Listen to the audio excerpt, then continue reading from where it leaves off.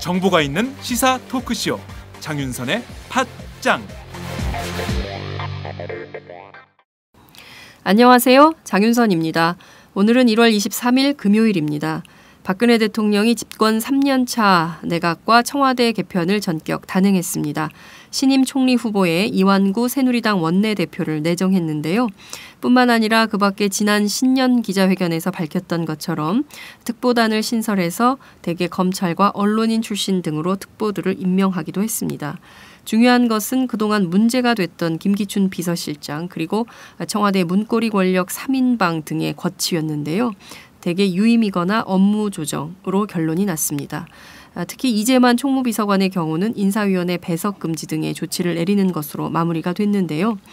정윤회 씨의 국정개입 의혹 문건 파문으로 시작된 권력 암투 의혹, 또 뒤이어서 발생한 김영한 청와대 민정수석의 항명 사태, 또 음종한 청와대 행정관의 취중 행태 등 이루다 언급하기 어려운 정도의 기강회의 문제를 제대로 잡기 위해서는 이들의 인사조치가 필요하다고 국민적 여론이 있었지만 결국 박근혜 대통령은 국민의 소리를 외면한 것이 아닌가 싶습니다. 야당의 지적처럼 불통, 목리 인사라고 비판할 만한 것은 아닌가 싶습니다.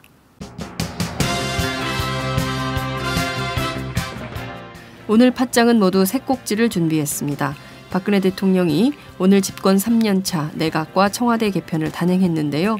관련해서 오마이뉴스 정치부 이경태 기자를 연결해 자세한 소식을 들어보도록 하겠습니다. 13월에 보너스로 알려진 연말 정산이 오히려 중산층 세금 폭탄이 돼버렸습니다. 조세제도 전반에 대한 혁신과 개혁이 필요하다는 주장이 일고 있는데요. 관련해서 오늘은 오건호 내가 만드는 복지국가 공동운영위원장을 연결해서 최근 제기되고 있는 증세 논쟁 그리고 복지국가 논쟁에 대해서 살펴보도록 하겠습니다. 이재명 성남시장이 청소업체 특혜 의혹과 관련해서 검찰 수사를 받게 됐습니다. 이 시장은 어제 트위터와 페이스북을 통해서 이번 검찰 수사의 문제점을 지적하고 있는데요. 왜 검찰이 이 건과 관련해서 이재명 시장의 소환을 요구했을까요? 당사자인 이재명 시장으로부터 직접 들어봅니다. 팟짱 시작합니다.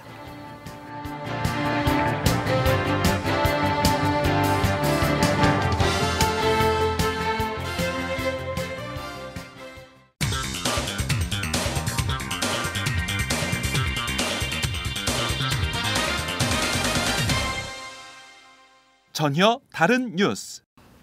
전혀 다른 뉴스 시작하겠습니다. 박근혜 대통령이 오늘 집권 3년차 내각과 청와대 개편을 단행했습니다. 새누리당 이완구 원내대표가 정홍원 국무총리에 이어서 신임 총리에 내정이 됐는데요. 청와대 인사 개편 핵심이라고 요구가 됐던 김기춘 비서실장 그리고 비서관들 문고리 권력 3인방에 대해서는 아무런 조처가 없는 것으로 확인이 좀 되고 있습니다. 오늘 아침 긴급히 단행된 개각 그리고 청와대 개편 오마이뉴스 정치부 이경태 기자를 연결해 자세한 소식 들어보겠습니다. 이 기자 나와 계신가요?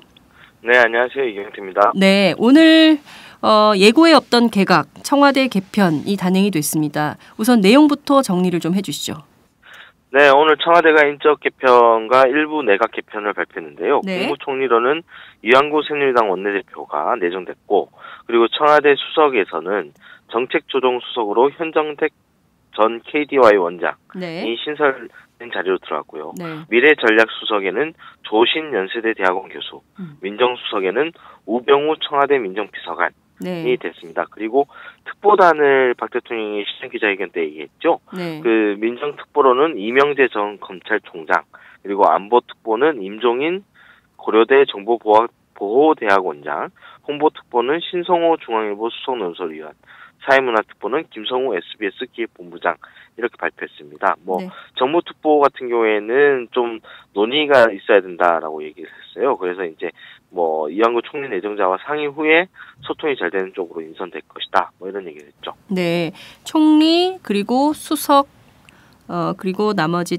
특보에 대한 그 결정이 있었던 것 같은데요. 주로는 보면 거칠게 보면 검찰 출신들 그리고 언론인들 중심으로 재편이 된 것 같고 논란이 됐던 김기춘 비서실장 그리고 비서관들에 대해서는 아무런 조치가 없는 것 같은데요.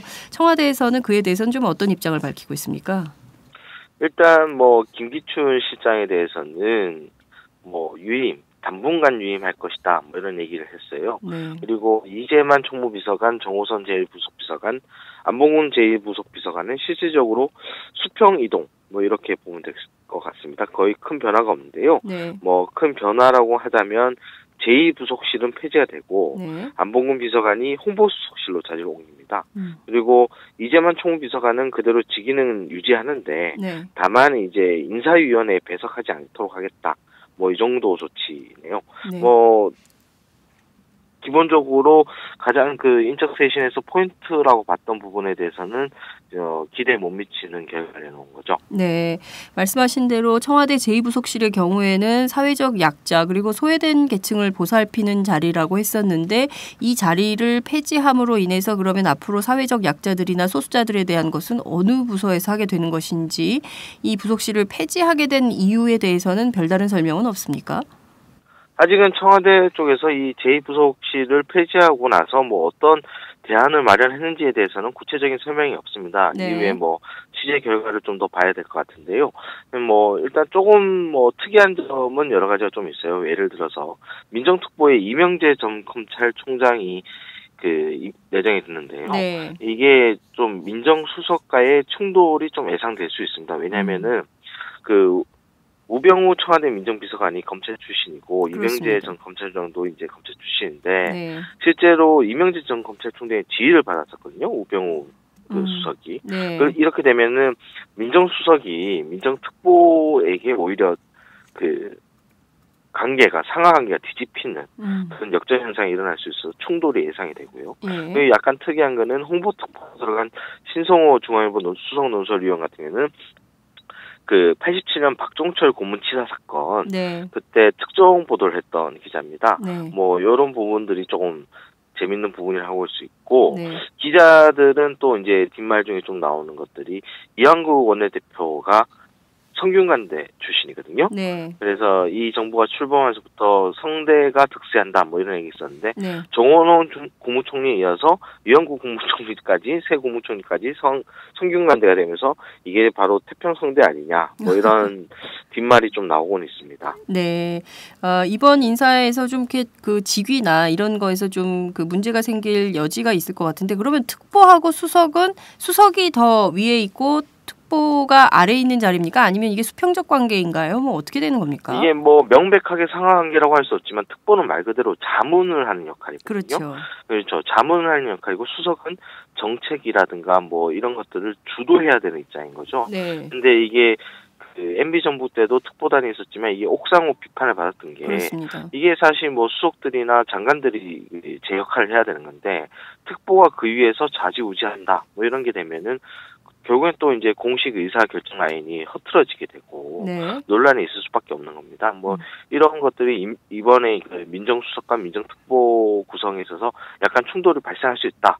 또 이런 고민들을 하게 되는 부분들을 보여줬죠. 네. 지금 말씀하신 내용을 들어보면 새롭게 신설되는 특보단의 역할 이런 것들이 굉장히 좀 경우에 따라서는 실질적 권한을 가질 수도 있고 또 경우에 따라서는 굉장히 유명무실한 조직으로 될 가능성도 높다 이렇게 보여지는데 전반적으로 보면 새롭게 신설된 정책조정수석 이 자리에서 박근혜 정부 전체의 중요한 정책 기조를 잡게 될 수 있을 것인지 현정택 KDI 원장인가요? 이분이 어느 정도의 역할을 할 수 있을지 이것도 굉장히 큰 관심사가 될 것 같은데 정치권 안에서는 좀 어떤 전망과 분석이 좀 나오고 있습니까? 아직 뭐 구체적으로 얘기는 되고 있지 않지만 일단 유인봉 국정기획수석이 출범 23개월 만에 물러나고 현정택 전 KDI 원장이 정책조정수석으로 왔죠. 이거는 어떻게 보면 앞으로 집권 3년 차에 경제 살리기에 집중하겠다라는 신년 기자회견 그 구상에 발맞춘 그 내정이 아닐까 뭐 요 정도 지금 예측되고 있습니다. 뭐 구체적인 거는 현현택 원장이 과거 어떤 얘기를 했었고 어떤 그런 지향점이 있는지 이런 거는 좀 더 살펴봐야 될 것 같습니다. 네, 알겠습니다. 그 말씀하셨던 대로 특히 이제 이번 신년 기자회견에서도 뭐 지난해부터 계속 논란이 됐던 정윤회 문건 파문, 그리고 또 김영한 수석의 그 항명 파동, 그리고 또 이어서 벌어졌던 그 김무성 새누리당 대표의 수첩 파문까지 연이어서 잇따라 벌어진 이 기강회의 문제와 관련해서 책임을 지고 김기춘 비서실장과 문제가 또 논란이 됐던 그 비서관들에 대한 정리가 좀 필요하지 않겠냐라는 주문이 지속적으로 있었고, 근데 신년 기자회견에서 그에 대한 별다른 얘기가 없었기 때문에 박근혜 대통령의 지지율 하락으로 이어졌던 것인데요. 그럼에도 불구하고 업무 이동, 부서 이동 뭐 이런 정도의 수준으로 그냥 정리한 듯한 이런 인상이 들어서 이에 대한 비판은 앞으로도 거세게 나올 것 같은데요. 여야 정치권 어떤 반응이 좀 나오고 있습니까? 일단 뭐 여당 같은 경우에는 뭐 한영 뭐 이런 쪽으로 할 수 있을 것 같습니다. 뭐 김영호 오늘 수석 대변인은 이 이완구 국무총리는 뭐 원내대표로서 여야 협상을 원만히 이끌었던 분이다. 네. 그리고 뭐 특보단과 수석들도 청와대 소통에 기여할 것으로 기대한다. 뭐 이런 얘기를 했고요. 야당은 아까 말씀하신 대로 그 비선실세 국정농단 개입 의혹 뭐 이런 것에 대한 이 핵심 인물들에 대한 변화가 없다. 안고 없는 찐빵이다. 뭐 불통 목리 인사다. 뭐 이런 비판을 하고 있어요. 다만 이제 이완구 원내대표에 대해서는 약간 여지를 두고 있는데요. 이완구 원내대표가 이번 정부 출범해서 처음으로 있는 정치인 출신의 국무총리가 되는 겁니다. 그러다 보니까 이제 또 여야 간 그리고 청와대와 국회 간 어떤 정부와 국회 간 뭐 이런 식의 소통이 좀 원활하게 되지 않을까 뭐 이런 기대를 좀 보이고 있습니다. 네, 이완구 대표에 대해서 그 실세 총리가 되지 않겠냐 뭐 이런 전망들도 정치권에서 뭐 이완구 총리설은 꽤 오래전부터 나왔기 때문에요. 그래서 실세 총리가 되지 않겠냐라는 얘기도 있지만 또 일각에서는 이분이 뭐 각하 삼창을 하신 분이기 때문에 실제로 그 청와대 눈치를 보면서 실제로 뭐 제대로 된 총리의 역할을 또 할 수 있겠냐. 정홍원 전 총리와 마찬가지로 대독 총리로서의 역할밖에 못할 것이다. 이런 분석도 나오던데요. 이완구 원내대표가 뭐 대통령께 쓴소리와 직언을 하는 총리가 될 것이고 그리고 공직의 마지막 자리라는 생각으로 수락을 했다. 이런 입장을 밝혔는데요. 이완구 총리에 대해서는 좀 어떤 평가들이 좀 나옵니까? 일단 아까 말씀하신 대로 이완구 총리가 오늘 3가지 정도를 강조했는데 네. 첫 번째는 이제 그 대통령께 직언하겠다. 그리고 그 야당을 이기지 않는 정부, 야당을 이해하는 정부가 되겠다. 그리고 공직 기강을 제대로 세워서 경제 살리기 등 개혁 과제를 제대로 해결하겠다. 뭐 이런 얘기를 했어요. 네. 뭐 일단 이완구 총리가 야당과의 소통에 있어서는 상당히 높은 점수를 줄 만하다는 건 맞습니다. 왜냐하면은 그 협상 과정에 있어서 상당히 이제 주호영 정책위의장, 김재원 원내수석 부대표 이렇게 3인방 시스템을 통해서 자신은 굉장히 양보하면서 협상을 계속 유지하고 그리고 실질적으로는 좀 많이 얻어냈고 또 얻어내는 이런 협상 스타일이 굉장히 강했거든요. 그래서 이제 야당과 소통은 분명히 할 수 있을 것이다 라고 보는데 앞서 말씀드린 대로 대통령께 직언이 가능할까 이런 부분에서는 약간 의문점이 찍히는 게 일단 지금 현재 국무총리가 경제부총리와 사회부총리 그리고 이렇게 3개로 나눠져 있거든요. 그러니까 국무총리가 원래 가지고 있던 권한이 이미 쪼개진 상황이라는 거죠. 그런 상황에서 과연 이완구 국무총리가 어떤 현안에 있어서 목소리를 낼 수 있을 것인가 그런 의문이 들고요. 그리고 뭐 한 가지 좀 다른 점은 박 대통령 지지율이 급락하고 있다는 점입니다. 그렇기 때문에 국무총리가 상대적으로 목소리를 낼 수 있는 기회가 좀 더 있을 것이다. 더군다나 이 정치인이기 때문에 차후에 뭐 자신이 마지막 공직 기회다라고 얘기는 했지만 오늘 뭐 그 기자들이 질문을 던졌어요. 그러면은 차기 총선에는 안 나오실 생각이냐? 뭐 이런 얘기를 하니까 거기에 대해서는 확답을 하지 않았거든요. 나중에 얘기하자. 그렇기 때문에 정치인으로서 자기도 나름대로 셈법이 있을 수 있겠죠. 거기에 따라서는 또 나름대로 그 자기의 목소리를 낼 수 있고 특히나 이제 이분이 김종필 국무총리 그러니까 김종필 전 JP의 그 정치를 많이 따라왔기 때문에 그 어떤 행보를 보일지는 약간 조금 두고 봅시다. 뭐 이런 정도로 정리할 수 있을 것 같습니다. 네. 그 제2부속실 폐지를 하고 또 이재만 총무비서관은 인사위원회에서 제외시켰다라는 입장이 나왔는데요.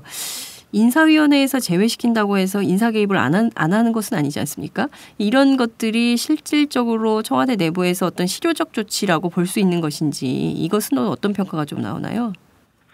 뭐 일단 전반적으로 오늘의 인적쇄신 발표는 미봉책이지 않을까 뭐 이렇게 생각이 됩니다. 왜냐하면은 이게 앞서도 뭐 제가 팟짱에서 팟짱 투자들한테 말씀을 드렸었지만 원래는 그 구정 연휴 이후에나 될 것이다라는 얘기가 있었어요. 네. 그런데 이게 여론조사 결과가 점점 악화되는 그런 상황이 닥치지 않았습니까? 네. 이게 그래서 구정전에서 다음 주로 당겼다가 오늘 발표가 된 거거든요. 네. 이런 상황을 보면은 정말 급박하게 이 여론을 진화하기 위해서 내놓은 것이고, 그러나 박 대통령의 기본적으로 그 김기춘 실장과 문고리 3인방에 대한 신뢰는 변하지 않았다라는 걸 보여주는 거기 때문에 이게 향후 어떤 영향을 미칠지는 좀 더 봐야 될 것 같습니다. 당장 그 오늘 한국갤럽의 정례 여론조사 결과 나왔는데 네. 전주 대비 5%포인트가 더 하락을 했어요. 그래서 이게 이 취임 후 최저치를 또다시 경신했습니다. 네. 30%를 기록했거든요. 네. 이거는 실질적으로 상당히 뭐 위기 상황에 닥쳤다. 집권 전반기에 레임덕이 올 수 있다. 이런 얘기가 나올 수밖에 없고요. 네. 결국 게다가 이제 새누리당 같은 경우에는 이 2주 동안에 박 대통령 지지율이 10%포인트 빠질 동안 새누리당은 3%포인트밖에 안 빠졌어요. 네. 그러면 역전 현상이 크게 벌어진 거기 때문에 이제 박심 이른바 이제 박 대통령의 충성에서 얻을 수 있는 이득이 별로 없는 거죠. 그러면은 김무성 대표의 소신 행보라든가 새누리당의 어떤 청와대 비판은 더욱 거세질 수밖에 없다. 뭐 이런 생각이 들기 때문에 이 박 대통령 그 실제로 그 새누리당 내부에서도 원래 이 김기춘 실장과 그 문고리 3인방에 대한 어떠한 조치가 이루어져야 된다는 얘기가 친박 쪽에서도 나오고 있는 상황이 있지 않습니까? 예. 그렇다면은 이게 더 불만이 세질 수밖에 없다. 그리고 이 당장 이완구 원내대표가 청와대로 빨리 올라가게 되는 상황이 됐기 때문에 차기 원내대표 경선이 있는 조기에 이제 5월달에 예정됐던 게 조기에 벌어질 텐데 여기를 기점으로 해서 이제 상당히 그 당청 관계에서 흔들림이 발생할 것이다.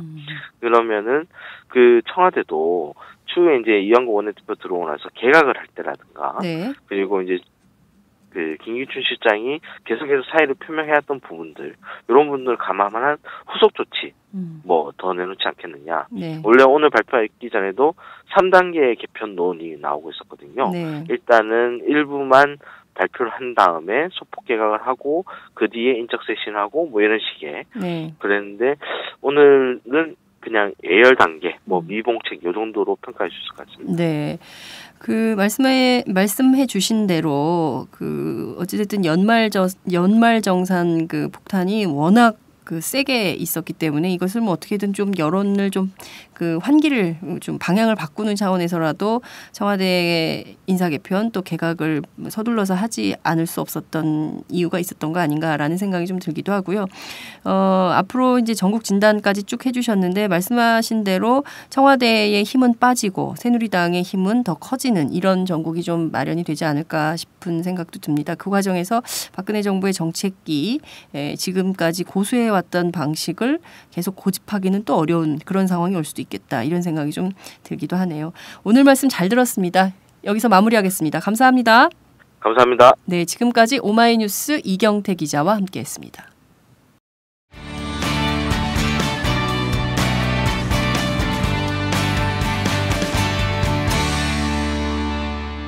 여러분은 지금 오마이뉴스 장윤선 기자가 진행하는 팟캐스트 팟짱을 듣고 계십니다.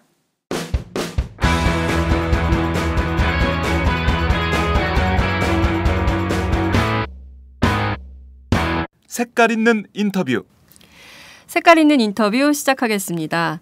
13월에 보너스로 알려진 연말정산이 오히려 중산층 세금 폭탄이 돼버린 이 상황에서 이참에 조세제도 전반을 손보는 것이 어떠냐 이런 주장이 제기가 되고 있습니다. 이 가운데 보수 언론은 증세가 불가피한 복지 제도를 전부 그러니까 보편적 복지 대신 선별적 복지 노선으로 바꿔서 이 무상복지 논쟁 그러니까 무상복지에 제동을 걸어야 한다 이런 주장을 하고 있는데요. 여러분들 이 주장에 어떤 생각이십니까?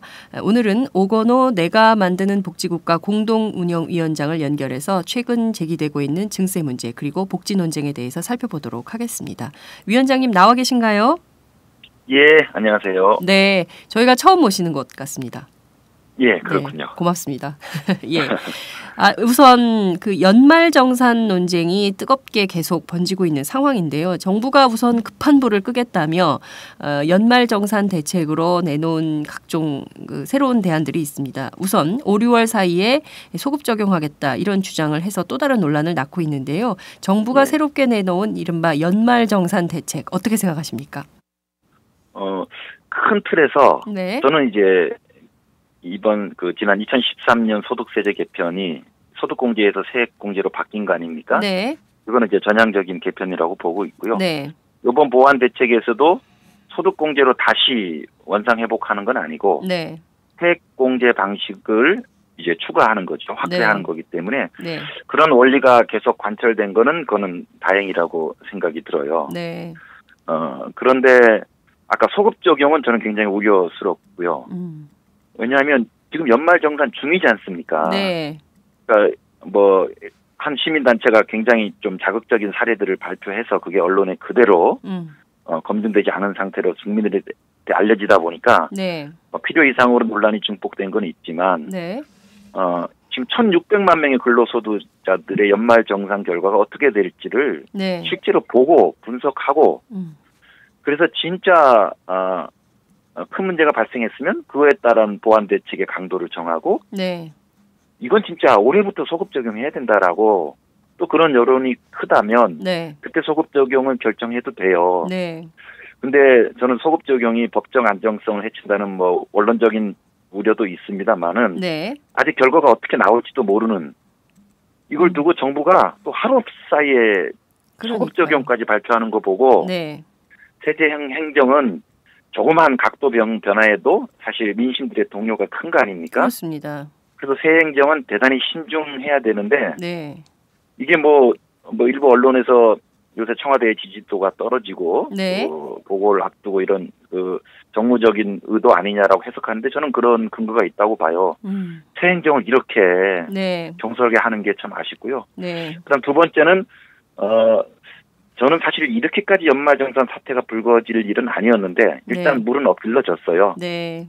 민심의 분노가 크기 때문에 수습 대책은 나올 수밖에 없고요. 네. 그런 면에서 정부가 다자녀 공제, 출생 공제, 싱글에 대한 대책을 네. 대책 방향을 마련했어요. 예. 그래서 이번 연말정산 내에 문제가 되는 항목들의 처방은 마련했는데 네.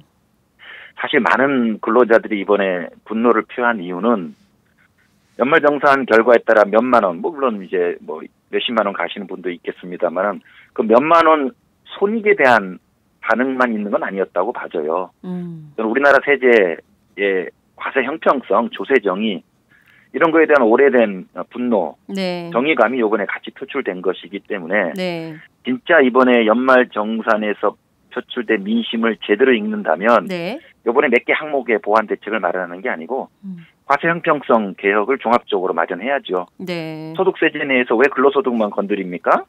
금융소득도 건드려야 되고 네. 왜 소득세만 건드립니까? 법인세도 건드려야 되죠. 이게 지금 민심이에요. 그렇습니다. 그래서 국회에서 이제 대응 논의를 할 때는 예. 종합적인 과세 형평성 방안이 마련되었으면 좋겠어요. 네, 말씀하신 대로 지금 중요한 게 내 주머니에서 당장 몇만 원 혹은 몇십만 원 더 세금을 내게 됐다. 이것이 물론 그것도 억울한 측면이 없지 않아 있습니다. 그렇지만 그것이 핵심이라기보다는 말씀하신 대로 기업들에 대해서는 법인세 그냥 놔두고 그리고 자본에 대해서도 다 그냥 놔두면서 오로지 없는 사람들 그리고 털기 쉬운 직장인들 호주머니만 터는 거 아니냐. 그러니까 본질적으로는 그 조세 정의, 과세 형평성에 대한 문제 제기를 하고 있는데 정부는 내놓는 대책이라는 것이 느닷없이 소급 적용이라든가 물론 이 뭐 다자녀, 싱글, 그다음에 출산, 노후 등에 대한 대책을 내놓으면서 이를테면 막 여론 잠재우기에만 급급한 뭐 그런 것이 아닌가라는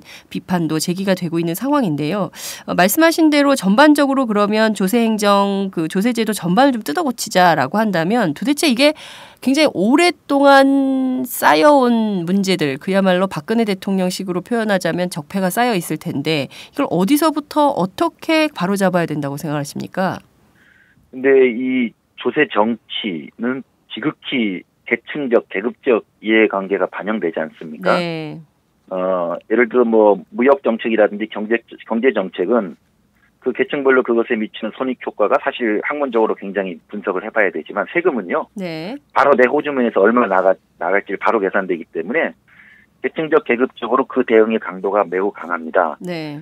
지금 그 말씀하신 것처럼 자본 과세라든지 혹은 대기업 과세는 그전부터 계속 제기돼 왔던 거예요. 그렇습니다. 이게 뭐 특별히 뭐 더 많이 올리자는 것도 아니고 네. 이명박 정부 때 사실 특혜적으로 대기업한테 세율을 깎아줬기 때문에 최소한 그거라도 원상회복하자는 지극히 상식적인 요구인데 이게 정치적으로는 관철이 안 돼요. 네. 왜냐하면 새누리당이 다수이기 때문이고 지금 법인세 법자도 끄내지 못하게 만들고 있지 않습니까? 저는 네. 그런 면에서 이번 결국 국민들의 힘이에요. 네. 이번 연말 정산 때 네. 여러 불만과 분노를 표출해 주셨는데 네. 여기서 그치지 말고 그리고 몇 개 항목에 보완책이 마련됐다고 여기서 그 분노가 해소돼서는 안 된다고 봅니다.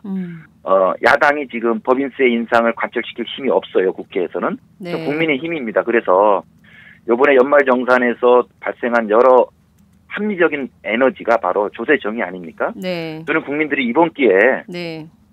자본과세, 대기업과세 나가자.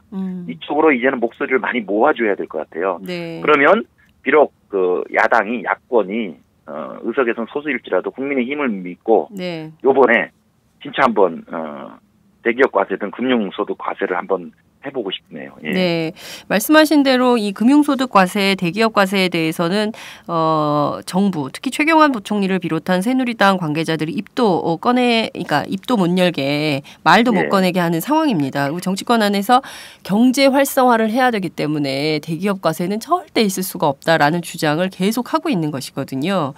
자, 그런 이 정치권의 이 현실에서 국민들이 뭘 할 수 있는 것들도 별로 없습니다. 저희들이 할 수 있는 게 뭐 그저 SNS에 올리는 글 정도가 아닐까라는 생각이 좀 드는데요. 이 여론의 압박이 굉장히 중요하다 이런 말씀을 좀 주셨는데 실질적으로 자본이나 대기업은 형편이 굉장히 좋은 거 아닙니까? 그렇죠. 뭐 너무나도 많이 알려진 사실이고 네. 정부 스스로도 너무 지금 산해 유보금이 많다 보니까 네. 오히려 그게 너무 많다 보니까 다 국민들한테 들킨 거 아닙니까? 그렇습니다. 그러니까 이제 그거를 일부 시정하는 조치로 또 사실상 대주주들한테 혜택을 주는 여러 이제 네. 그 자본소득 산해 유보금 과세 방침을 마련했는데 네. 그건 사실상 뭐 부자 감세로 일뿐이었지 그렇습니다. 이런 그 소득 증대가 아니었고요. 네. 근로자 소득 증대가 아니었고 저는 이제 언론도 아까 맨 처음에 말씀하신 것처럼 이번 연말 정산 논란의 사태를 어느 쪽으로 이끌어가느냐라는 굉장히 중요한 저는 대한민국에서 아마 굉장히 중요한 모멘텀 같아요. 네. 이제 이 시민들의 조세 정치 열망을 어떤 쪽으로 끌고 갈 것이냐. 네. 지금 보수 언론에서는 거봐라. 대한민국에서 증세는 불가능하다. 그리고 증세도 안 되는데 어떻게 무상 복지를 이룰 수 있느냐. 네. 재검토하자 이렇게 끌고 가는 그렇습니다.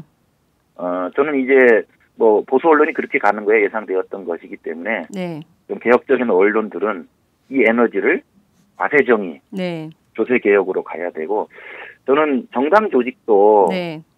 자꾸 이제 그 의석수가 적어서 어쩔 수 없습니다. 좀 한탄 좀 그만하시고요. 그러니까요. 지지자들도 있고 지역 조직이 있지 않습니까? 네.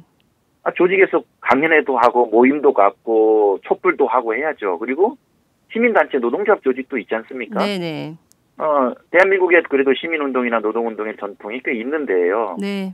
근데 세금에 대해서는 사실 그렇게 집중적인 조직력을 지금까지 발휘해 주지 못해 왔습니다. 네네.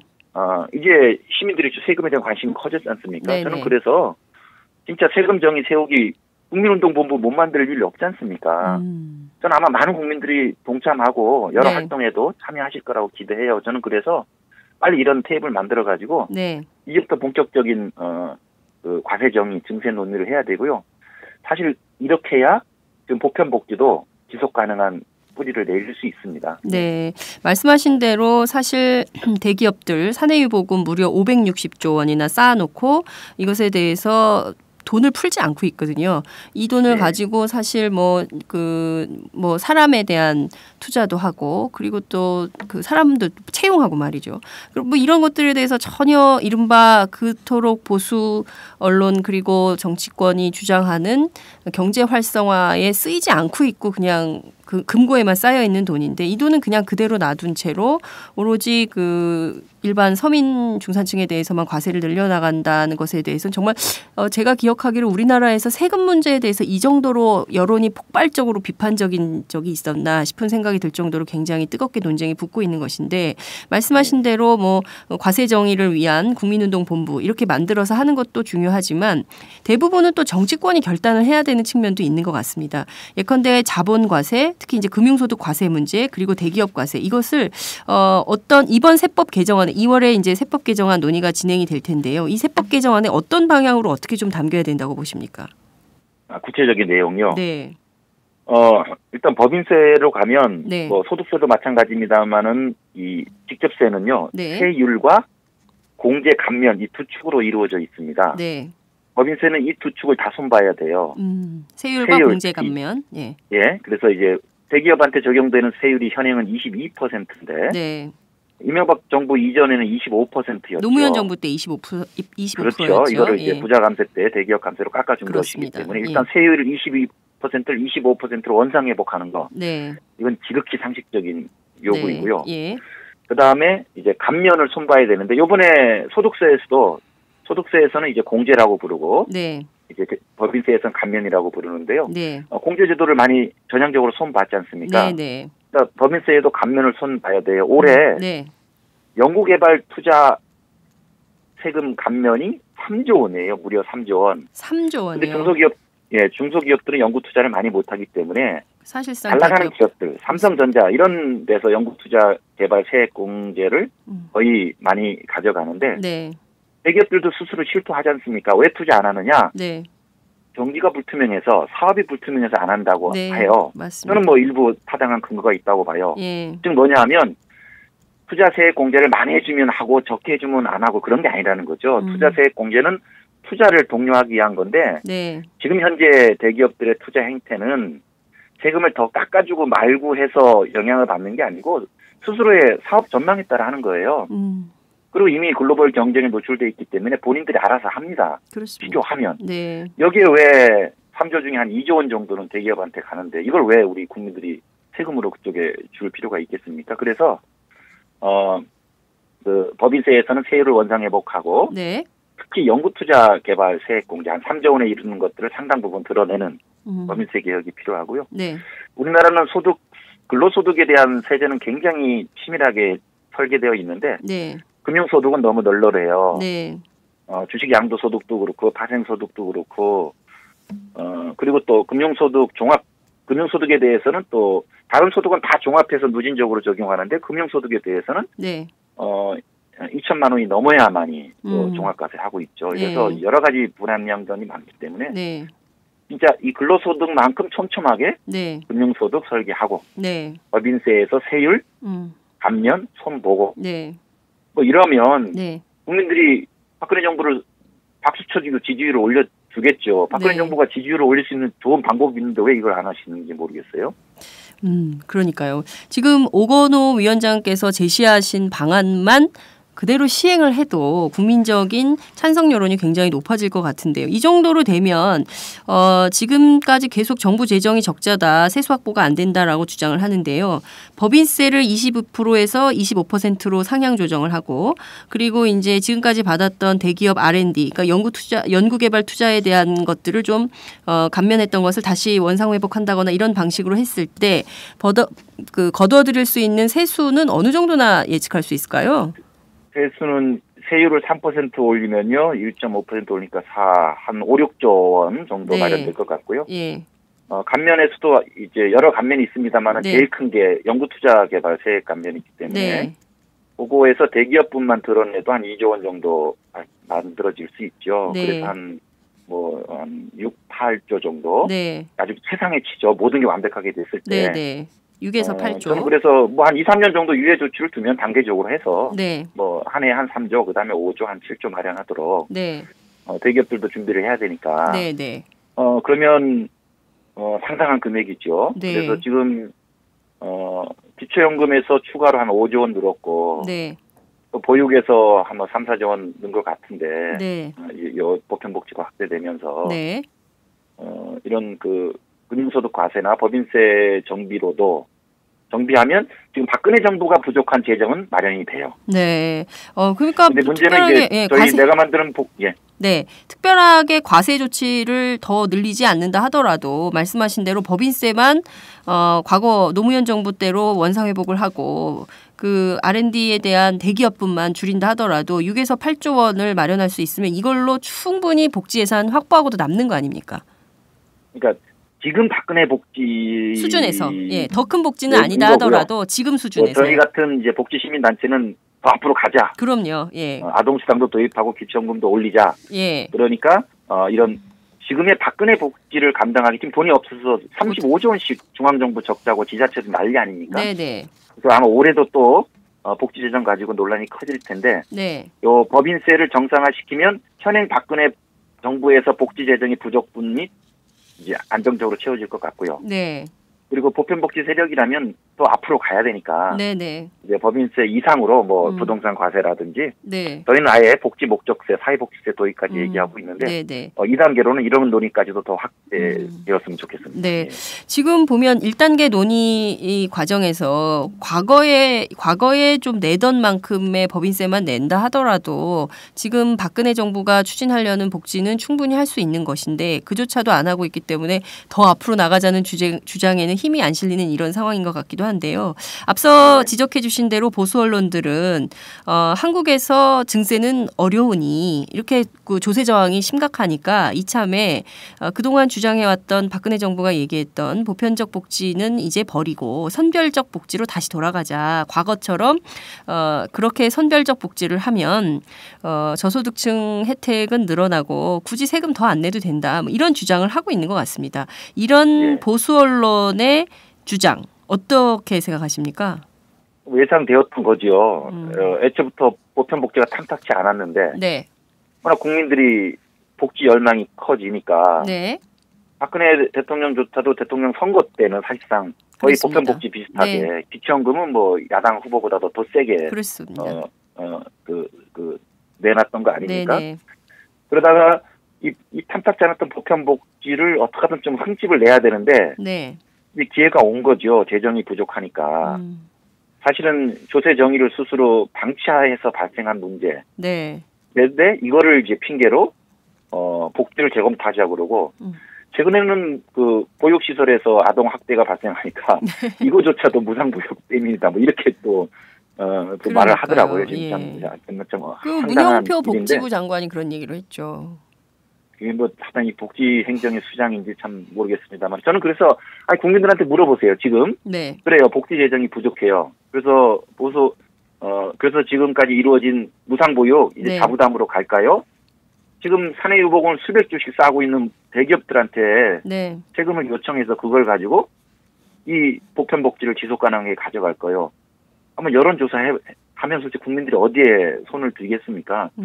저는 이 대한민국이 가야 될 합리적인 길이 있는데 그리고 그거를 잘 하라고 운전을 잘하라고 국민들이 국정을 맡긴 거 아닙니까? 그렇습니다. 왜 이렇게 황당하게 가는지 모르겠어요. 저는 이제라도 우리나라 조세 부담률이 낮지 않습니까? 대기업들이 세금을 덜 내지 않습니까? 복지 재정은 늘어야 되지 않습니까?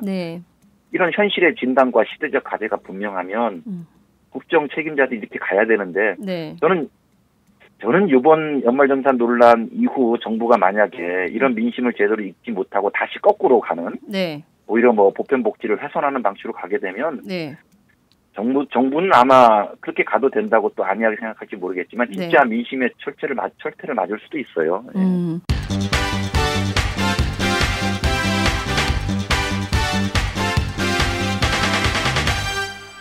장윤선의 팟짱.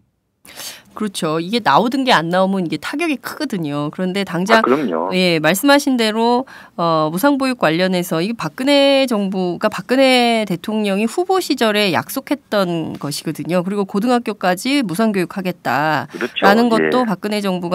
박근혜 후보가 약속했던 대통령 선거 공약이었는데 그 부분에 대해서 지금 아무것도 지키지 않고 이런 상황에서 특히 무상보육과 관련해서는 무슨 한 달에 20만 원씩 준다고 하니까 집에서 가정보육하던 엄마들까지도 전부 어린이집에 애를 보내면서 어린이집 수가 모자르고 그러다 보니까 무분별하게 보육교사를 뽑고 그렇게 하다 보니까 결과적으로 이런 아동학대 사건이 벌어진 것이다. 따라서 고로 무상보육을 축소하고 집에서 아이를 볼 수 있도록 해야 되겠다라고 정부 정책이 후퇴하고 있는 상황이에요. 이 점은 좀 어떻게 보십니까?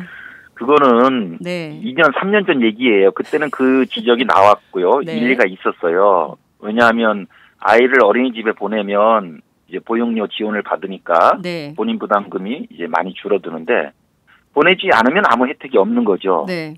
그러니까 2살이든 1살이든 좀 어려서 사실 전업주부 엄마가 집에 있을 경우에는 직접 돌보는 게 사실 제일 좋죠. 네. 그런데 공연히 네.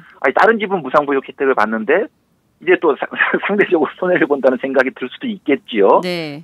그래서 그럼 보내자. 네. 이렇게 된 거죠. 그러다 보니까 어린이집으로 가는 아이들 수가 늘어나고 그래서 그 어린이집 그 프리미엄 가격이 막 상승했다고 하지 않습니까? 그렇습니다. 분명 그런 일이 발생했어요. 그거는 무상보육이 의도하지 않았던 부작용입니다. 네. 그래서 그러면 집에서 키우더라도 국가가 지원을 하겠다 해서 양육수당을 마련한 거예요. 네. 그래서 영세 같은 경우는 20만 원, 네. 이제 1살이면 15만 원, 네. 2살 이상이면 10만 원씩 주고 제가 사실 애를 늦게 낳는데 지금 둘째는 제가 양육수당도 받고 있어요. 아, 예. 그래서 2, 3년 전에 얘기했고요. 네. 이런 그 부작용을 이제 해소하기 위해서 양육수당 제도를 마련한 겁니다. 네. 그래서 제가 보기에는 거의 밸런스를 맞추는 것 같고요.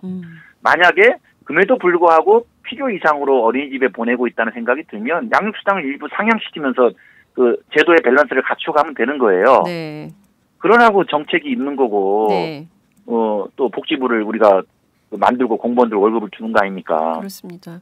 그래서 정책을 펴라 그러는데 왜 오히려 이 아동 보육시설에서의 학대 문제는요 복지부 책임이에요. 이게 무상보육이 되니까 즉 공공재정이 들어가니까 네. 복지부가 어린이집에 대한 통제권이 훨씬 강해졌어요. 예. 그거를 자신이 꼼꼼하게 하지 못하고 이런 아동학대 문제가 발생하니까 무상보육 때문이다. 이건 너무 노골적으로 무상보육에 대한 반감을 드러내는 거죠. 네. 그 무상보육에 대해서 사실 무상보육도 아니고 사실은 어떻게 보면은 사회가 아이를 길러줘야 된다는 그것은 우리나라에만 있는 것도 아니고 보편적 그 북구라파 같은 경우는 다 그렇게 하고 있는데 마치 우리들만 무슨 무상보육하는 것처럼 이렇게 얘기를 하고 있는데 사실 이게 국가가 아이를 길러줘야 되는 게 맞는 것이죠. 근데 그 부분에 대해서 국가가 책임을 해태하고 있는 것은 아닌가라는 생각도 저는 좀 개인적으로 갖고 있는데. 초등학생들을 무상교육 시키면 초등학교 들어가지 안 아동들한테는 그들은 이제 유치원이나 어린이집을 가야 되니까 네. 그것도 그 철학과 그 원리로 같이 적용해야죠. 그렇습니다. 그러면 초등학교, 중학교도 이제 무상교육 안 할 거예요. 그리 나가시죠. 그렇죠.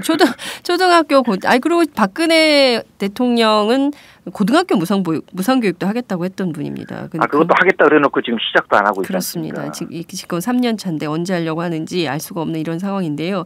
자, 그렇지만 보수 언론들은 정부 재정에 대해서 굉장히 위기감을 조성을 하고 있습니다. 기초연금 올해 10조 나갔고 2040년 되면 100조 원이 나가게 되는데 이렇게 무상복지를 계속 고집을 하면 우리나라 정부 재정 파탄난다. 이거 큰일 났다. 여기에서 브레이크 안 걸면 그러니까 국가가 망하게 생겼다. 이렇게 우려감을 표력하고 있는데 이 같은 주장은 좀 어떻게 보십니까? 일단 정부 재정에 적신호가 켜진 건 사실이에요. 네. 그렇죠. 그래서 올해도 지금 작년 국회에서 통과된 그 예산안에 따르면 34조 원 정도 중앙정부 재정 적자가 예상되고. 네. 근데 지금 경기를 너무 뻥튀기로 잡아가지고 네. 그것까지 감안하면 아마 40조 원까지 네. 지금 올해 재정 적자가 커질 수도 있죠. 네. 그러다 보니까 뭐 중앙정부의 처지가 이해인데요. 네. 그러니까 본인이 보육, 무상보육 약속하고 기초연금 약속하고서도 누리과정 약속하고서도 자꾸 교육청 지자체에다가 예산을 떠 맡기는 거 아닙니까? 네. 그런데 지자체는 자체 세입이 거의 없어요. 그러니까 지자체는 떠 맡기만 하고 죽을 지경이고 네. 아마 올해도 서울의 몇몇 자치구에서는 기초연금 디폴트 얘기가 나올 거예요. 굉장히 심각하게 어려운 상황입니다. 이미 지난해 지적이 됐습니다. 디폴트. 예, 중앙정부 지자체 모두 다 재정이 어려워요. 네. 적자 상태고 그래서 이 국가 재정을 확대해야 된다는 거는 되게 중요한 과제예요. 그런데 지금 보수 언론에서는 그래서 복지를 깎아서 그거를 하자는 건데, 네. 세출이죠. 그러니까 네. 세출을 복지 지출을 조정하자는 건데, 더 중요한 문제는 세입에 있는 거죠. 그 우선에. 네. 세입이 너무 작다 보니까 우리나라 조세 부담률이 다른 나라에 비해서 한 GDP 4 내지 5% 작아요. 네. 금액으로 치면 한 50조, 60조 되지요. 네. 그래서 이 과세 체계를 정비해서 세입을 정상화시키는 거, 네. 이게 선결 과제인데 자꾸 이거는 안 하고 이런 우리가 또 복지가 많은 나라도 아니지 않습니까? 그렇습니다. 이제 비로소 조금 걸음마를 시작하는 건데 이 걸음마는 아이를 뒤로 밀쳐서야 되겠습니까? 복지 확대는 시대적 대세다. 그리고 우리나라는 세입이 부족하다. 특히 네. 대기업들 금융소득이 덜 낸다. 그럼 그들을 내게 하는 게 너무나도 당연한 건데 네네. 저는 네. 이제 뭐 보수 언론이나 혹은 정부에서 보편복지 논쟁을 다시 재정이 부족하다는 이유로 다시 부추길 여지가 있다고 봅니다만은 네. 저는 기회라고 보여요. 그래서 이번에 한번 정면 승부하자. 그리고 네. 그 대신 이제 보편복지도 질을 높이는 일은 중요해요. 네. 지금 무상급식에서도 사실 저쪽에서 무상보다는 무상급식하니까 여러 문제가 발생한다라고 질을 가지고 시비를 걷는 거고 네. 이번 무상보육도 아동학대가 생기니까 이걸 갖고 시비를 거는 거이지 않습니까? 네네. 그런 면에서는 우리 뭐 복지시민단체나 야권들도 급식이든 교육이든 보육이든 의료든 장기요양이든 이 사회서비스 분야의 퀄리티, 이 질을 확보하는 문제도 관심을 가져야 되고요. 네. 하지만 재정에 있어서는 네. 공공재정 원칙을 지키고 가진 사람들, 대기업 과세를 확충하는 이런 방향으로 제대로 논쟁 구도를 짜고 이번 연말정산에서 표출된 국민들의 분노를 이렇게 생산적으로 이끈다면 네. 저는 보수 언론이나 정부가 혹시 역주행을 하더라도 오히려 이거를 계기로 진짜 보편복지와 그리고 이런 재정 구조를 합리화시키고 탄탄하게 하는 계기로 삼을 수 있다고 봐요. 네. 한번 붙죠, 뭐. 예. 예, 한번 제대로 붙어야 될 거예요. 국민이 예. 이기는지 기업이 이기는지 또 예, 정치권 그 기업을 대변하는 정치권이 이기는지 한번 대판 붙어야 되지 않을까라는 생각이 좀 들기도 하는데요. 반값 등록금 문제는 좀 어떻게 생각하십니까? 반값 등록금은 이제 정부가 이제 올해로 반값 등록금 공약을 완성되었다고 얘기를 해요. 네. 이제 야당이 얘기했던 반값 등록금과 달리 이제 박근혜식 반값 등록금은 동일하게 다 반액을 주는 건 아니고 네. 이제 소득 계층에 따라 조금 더 이제 아래 계층한테는 50%보다 반 이상을 보장해주고 네. 그 이상을 조금 보장해주는 이른바 계층별 반값 등록금이죠. 네. 그러면서 일단 금액으로만 본다면 네. 총량적으로 대략 뭐 이제 정부가 전체 등록금이 14조 원인데 네. 한 7조 원 정도는 이제 본인 부담금에서 면하게 됐다. 네. 정부가 7조 원을 다 되는 건 아니에요. 네. 이제 학교에서 되는 장학금과 이 반값 등록금 지원을 합해서 네. 지금 사실 제가 이제 한 이게 2년 전 수치이기 때문에 2015년도 실제 등록금 실태와 네. 네. 정부 재정 규모를 제가 따져보진 못했지만 네. 뭐 정부 말을 믿는다면 네. 이런 전체 그 등록금 총액 규모에서 본다면 올해 반값 등록금은 이루어지는 것 같아요. 네. 제가 보기에는 정부 발표가 맞다면 지금 유일하게 네. 박근혜 공약 중에서 그래도 한 해는 늦춰졌어요. 원래 작년에 완성한다 그랬던 걸 올해 완성하는 건데 네. 그래도 그럭저럭 모양새를 갖춘 게 요거 하나입니다. 유일하게 반값 등록금은 현실화하고 있는 것이다라고 1년 늦어져서. 예, 1년 늦어져서 그나마 현실화하고 있는 것이다라고 하셨는데요. 복지 수요는 계속 늘어나고 있는 것 같습니다. 이를테면 초등학교 돌봄 교실의 문제라든가 그리고 그리고 또 아이들이 이제 그 급식으로 파생된 것인데 이제 뭐 기숙사 문제라든가 뭐 이런 등등해서 이제 그 기초연금도 이거보다는 좀 더 높아져야 되는 거 아닌가 뭐 등등의 이제 요구들이 있는데 말씀하신 대로 정부 재정이 너무 열악하고 또 기초연금 디폴트 사태가 예견이 돼 있는 이런 상황이기 때문에 복지 수요는 늘어나는데 거기에 상응하는 재정이 마련이 안 되면 이게 중간에서 문제가 생길 수 있기 때문에 새로운 조세의 비전과 방향을 좀 짜야 될 것 같다라고 말씀하셨는데 그러면 대기업 과세 그리고 뭐 자본에 대한 과세 이런 것들은 반드시 해야 되는데 이걸 꼭 안 하려고 하는 측면이 있잖아요. 만약 계속 이들이 이렇게 버틴다면 어떤 방법의 새로운 대안이 좀 마련이 좀 될 수 있을까요?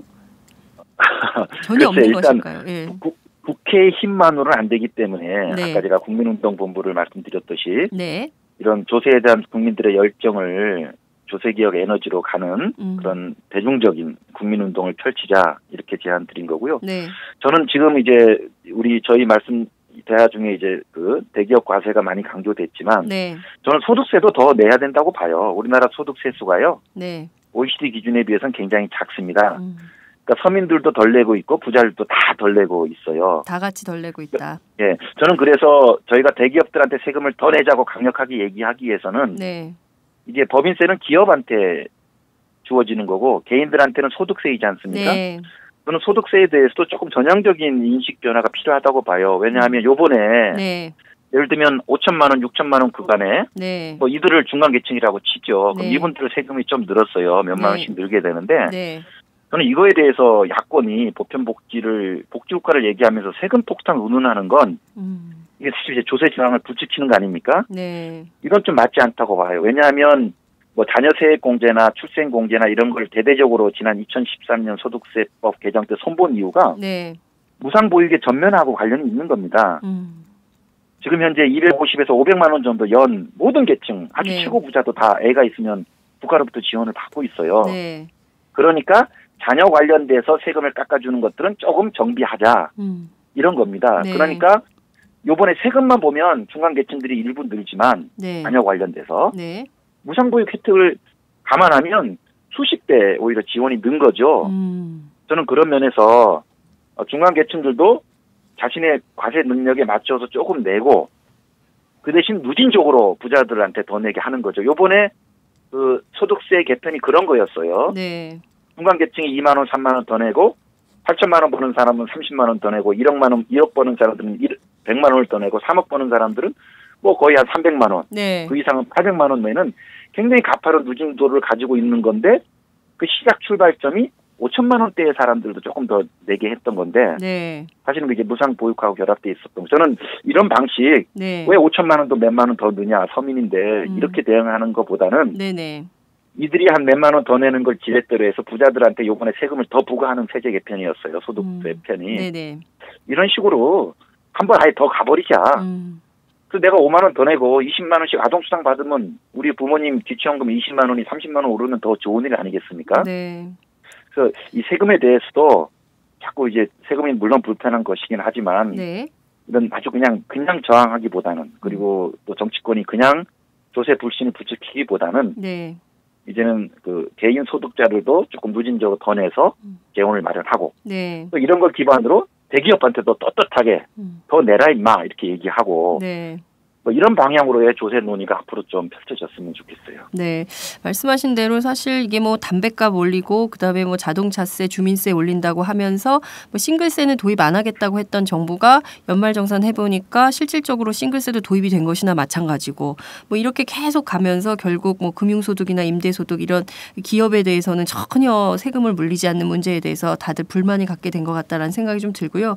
말씀하신 대로 보다 더 큰 틀에서 그리고 우리 사회의 비전, 복지국가로 가기 위한 비전을 좀 만드는 측면에서 새롭게 좀 그 조세제도 손질하고 새로운 논의가 좀 필요한 것은 아닌가라는 생각이 좀 들기도 하네요.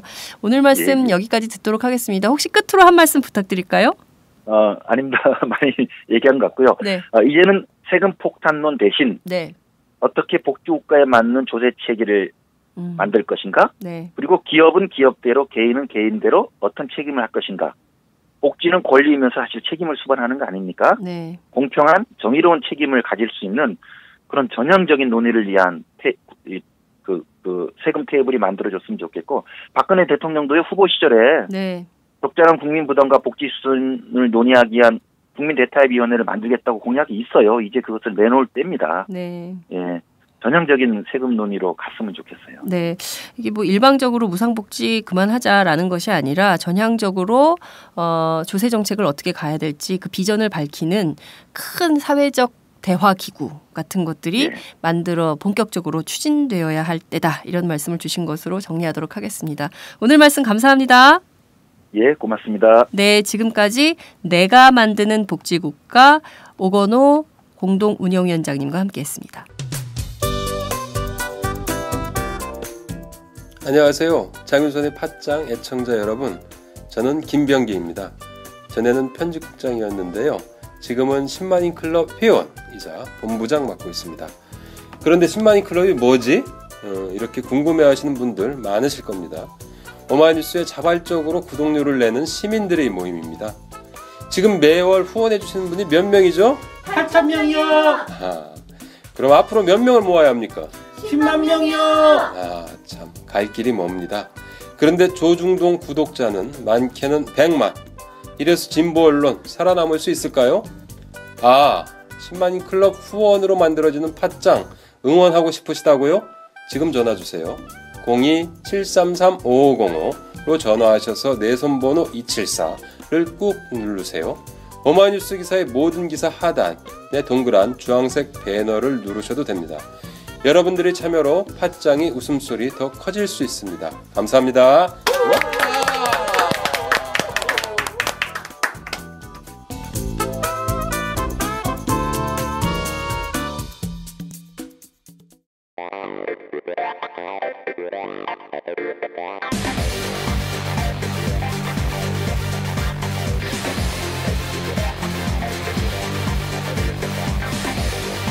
정보가 있는 시사 토크쇼 장윤선의 팟짱.